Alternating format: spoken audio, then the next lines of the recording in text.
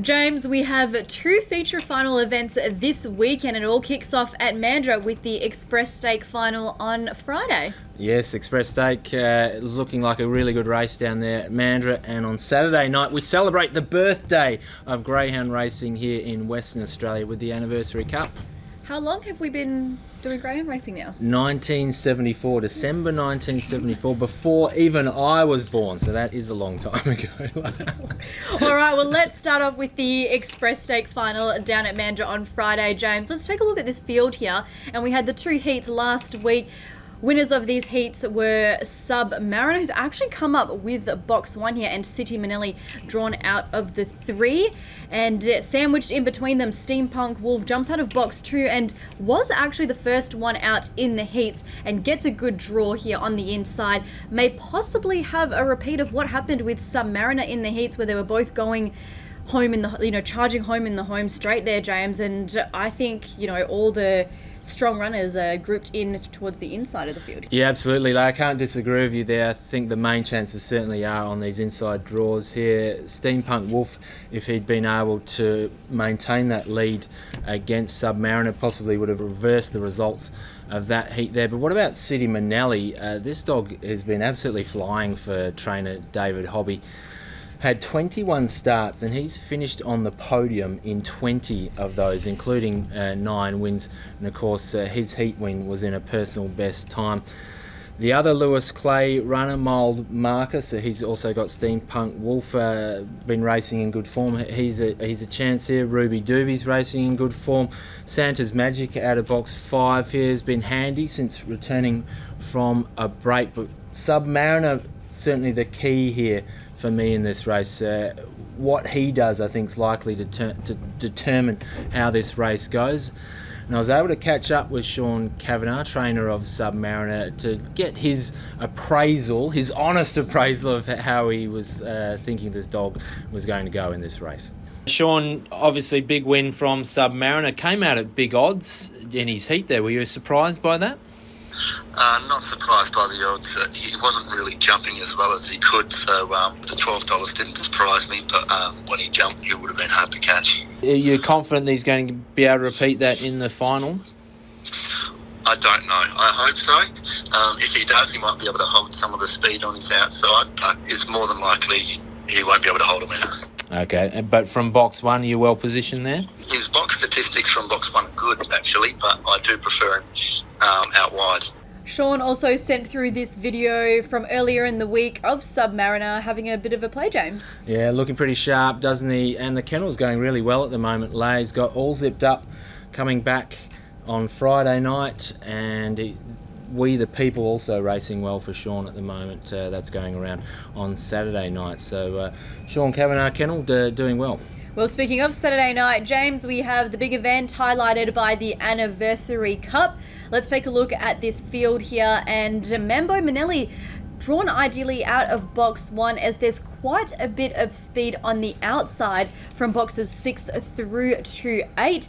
Torza draws box 3. Good effort to keep up with Mambo Manelli and run second out of the lemon box in the heats. But James, I think the standout here is Valachi. I mean, that was a great heat win, clocked a new PB 2 starts back. I think this draw will suit him, as he's got a really good record, 80% strike rate out of box 7, but he is sandwiched between West on Bray and Brazil Manelli, and both those dogs are quick at box rise. So will this mean that Mambo Manelli has a chance to maybe get a clearer run in the initial stages? What do you think of how this race will pan out?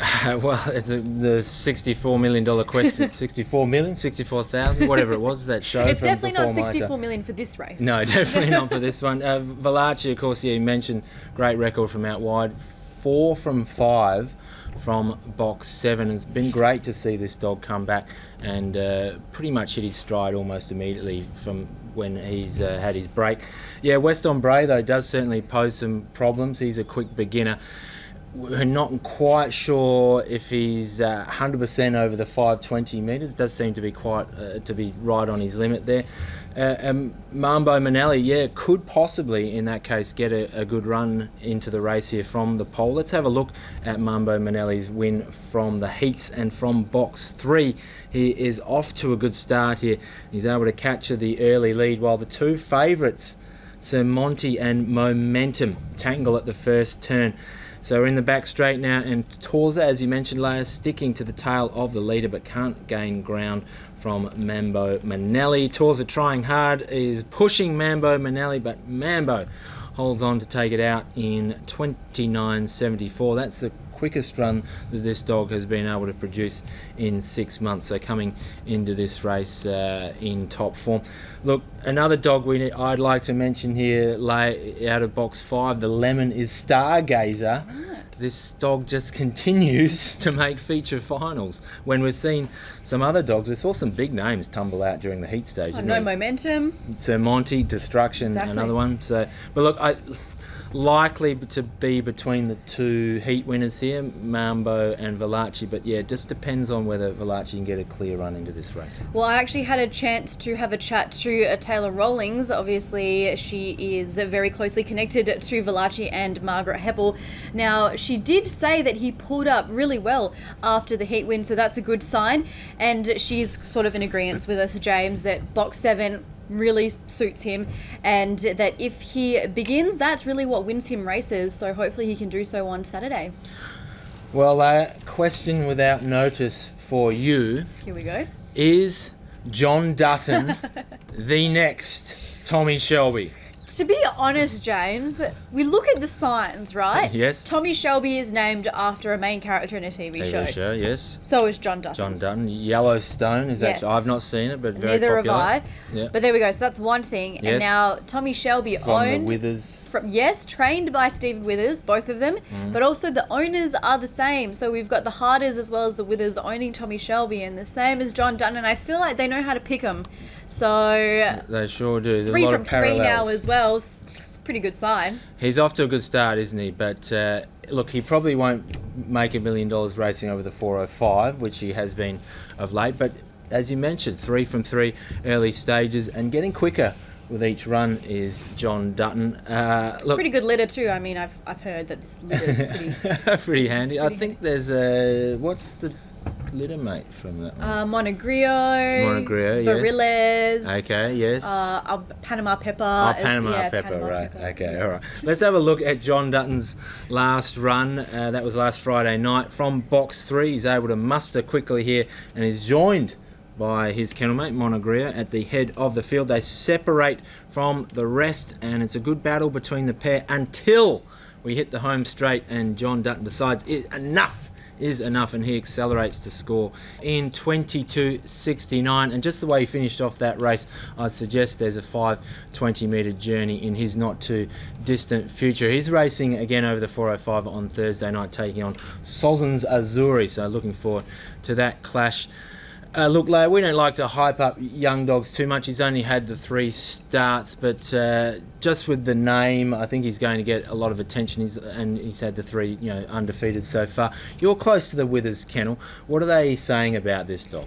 Well, I did have a chat to Steve, and he's always very open and honest about how the greyhounds are going. He did actually say that John Dutton is a bit of a handful when it comes to maintenance in the kennels, and he can be a little bit naughty, and because of these issues, that's why it's actually taken him longer than expected to get to the track. So they said they're not sure what's in store in regards to the naughty and nice department. Christmas is coming, John. That's right. Stay on Santa's good list. Right. But yeah, Steve, focus, John, focus. But he has been performing well for them. Each time he's been running quicker, taking time off that clock, so PB after PB. But Steve also did mention that it's all in his hands, well, in John's paws, not in Steve's hands, because, we don't know what his future plans are. All right, it's all up to the dog, but we will certainly be watching John Dutton's future with a lot of interest. Now, we mentioned Panama Pepper during that. Obviously a litter mate. Any chance to mention about Panama Pepper? there? What's going on with this dog? So he had a good run on Sunday and went down to Mandurah and he ran second jumping out of box 5. Now he's chasing again this Friday at Mandurah in race 3 and he comes up with the Cherry, which I think will suit him to perfection. But his other brother, as we mentioned as well, Monegrio, is jumping out of box 2, so I think it'll be between these two dogs. A lot of sibling rivalry going on with this litter at the moment. Yes, but it's a strong litter, but I believe in Pepper. All right, okay, we're following the journey with Panama Pepper, your ownership component there with that greyhound. Look, we are racing at Cannington tonight, and it is a super hot day, so just watch this space in terms of whether this meeting goes ahead for our heat policy. The qualifying trials have already been cancelled. That gives us a little bit of extra time at the front end to make a decision, hopefully be a bit cooler. But we are hoping and planning that it will be going ahead, and you've got a best bet for us tonight. I do. If they go ahead, I am in race 8 and number 1, James J. Ville Slick. This greyhound's first look over the 520 here at Cannington. Now, before he came over here into WA, he has raced over the 500 metres over east and actually did perform pretty well. So I think if he can translate that over here, should be able to take out the win. Drawn really nicely as well out of box 1. So this draw will suit if he jumps in leads throughout. Take out the win. And doing the double this week, isn't he? Yes. Wednesday, Saturday. Yes, 5:20 tonight and then the 7:15 on Saturday. All right, my best bet, I'm heading towards race 7, number 1, Burswood Bandit. I love this dog when he gets an inside draw, specifically box 1, and I think he's in for a good show here tonight at Cannington. All right, well, fingers crossed we can go ahead with the meeting, but of course the greyhound's welfare, always our Paramount. priority. Yes, and if we don't see you on track tonight, we hope to catch you on the show.